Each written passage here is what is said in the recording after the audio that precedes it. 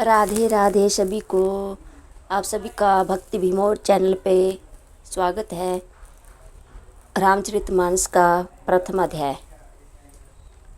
प्रभु पद प्रीति ना समुझी नीकी, तिन आही कथा सुनी लागी आही फीकी। हरि हर पद रीति माती ना कुत्र की, तीन कहू मधुर कथा रघुबर की। इसका तात्पर्य है, जिन्हें ना तो प्रभु के चरणों में प्रेम है और ना अच्छी समझ ही है, उनको यह कथा सुनने में फीकी लगेगी। जिनकी श्री हरि भगवान विष्णु और श्री हर भगवान शिव के चरणों में प्रीति है और जिनकी बुद्धि कुतर्क करने वाली नहीं है, जो श्री हरि हर में वेद की या ऊंच नीच की कल्पना नहीं करते, उन्हें श्री रघुनाथ जी के यह कथा मीठी लगेगी। राम भक्ति भूषित जिया जानी, सुनी आही सूजन सुराई सुबानी। कभी न कोहू नाही वचन प्रवीणु, सकल कला सब विद्याहीनु। इसका तात्पर्य है, सज्जनगण इस कथा को अपने जी में श्री राम जी की भक्ति से भूषित जानकर सुंदर वाणी से सराहना करते हुए सुनेंगे। मैं ना तो कवि हूँ, ना वाक्य रचना में ही कुशल हूँ। मैं तो सब कलाओं तथा सब विद्याओं से रहित हूँ। अक्षर अर्थ अलंकृति नाना, छंद प्रबंध अनेक विधाना। भाव भेद रस भेद अपारा, कपित दोष गुण विविध प्रकारा। इसका तात्पर्य है, नाना प्रकार के अक्षर अर्थ और अलंकार, अनेक प्रकार की छंद रचना, भावों और रसों के अपार भेद और कविताओं के भांति के गुण दोष होते हैं।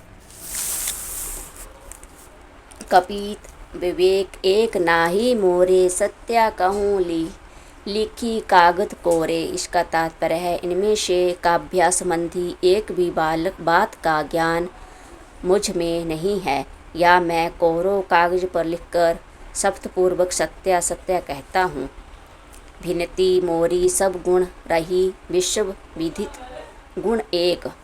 सो विचारी सुनी आही सुमति, जिनके विमल विवेक। इसका तात्पर्य है, मेरी रचना सब गुणों से रहित है, इसमें बस जगत प्रसिद्ध एक गुण है, उसे विचार कर अच्छी बुद्धि वाले पुरुष जिनके निर्मल ज्ञान है, इसको सुनेंगे। एही महारघुपति नाम उधारा, अति पावन पुराण श्रुति सारा। मंगल भवन अमंगलहारी, मंगल भवन अमंगलहारी। उमा सहित जेहि जपत पुरारी। इसका तात्पर्य है, इसमें रघुनाथ जी का उधार नाम है, जो अत्यंत पवित्र है, वेद पुराणों का सार है, कल्याण का भवन है और अमंगलों को हरने वाला है, जिसे पार्वती जी सहित भगवान शिव जी सदा जपा करते हैं।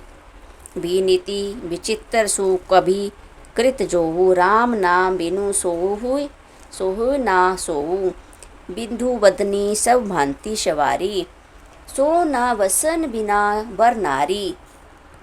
इसका तात्पर्य है, जो अच्छे कवि के द्वारा रची हुई बड़ी अनूठी कविता है, वह भी राम नाम के बिना शोभा नहीं पाती। जैसे चंद्रमा के समान मुख वाली सुंदर स्त्री सब प्रकार से सुसज्जित होने पर भी वस्त्र के बिना शोभा नहीं देती।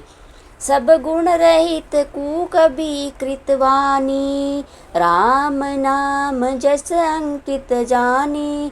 सादर काही सुनाई बुद्धताही, मधुकर सरिष संत गुणग्राही।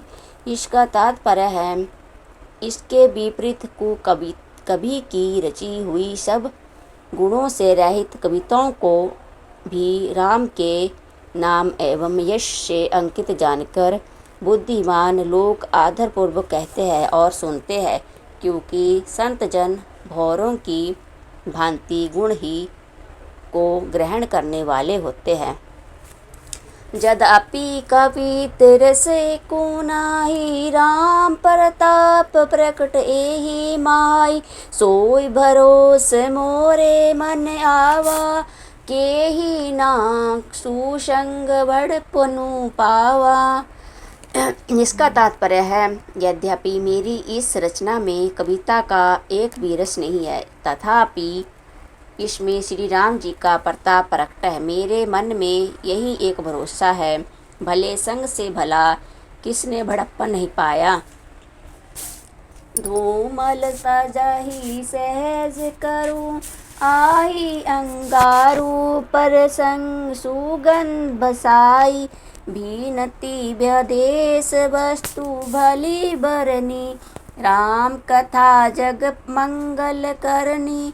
इसका तात्पर्य है, धुआं भी अगर के संग में से सुगंधित होकर अपने स्वाभाविक गड़ुपेपन को छोड़ देता है। मेरी कविता अवश्य भद्दी है, परंतु इसमें जगत का कल्याण करने वाली राम कथा रूपी उत्तम वस्तु का वर्णन किया गया है।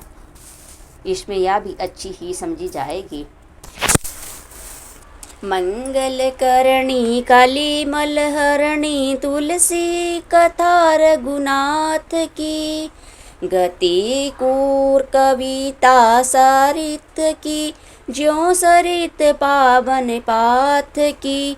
प्रभु सुजस ग संगति विनती भली, होई आही सुजन मन भवानी। भव अंग भूति मासान की, सुमिरत सुहावनी पावनी। इसका तात्पर्य है, तुलसीदास जी कहते हैं कि श्री राम जी की कथा कल्याण करने वाली और कलियुग के पापों को हरने वाली है।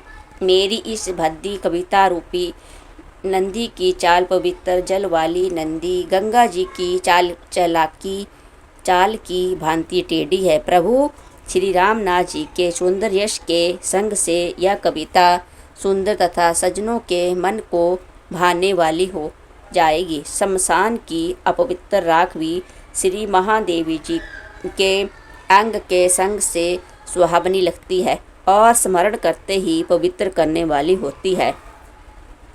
प्रिया लागी आई अति सबई मम भविनती, राम जस संग दारु विचारू की। करही को बंदिया मलय पर संग।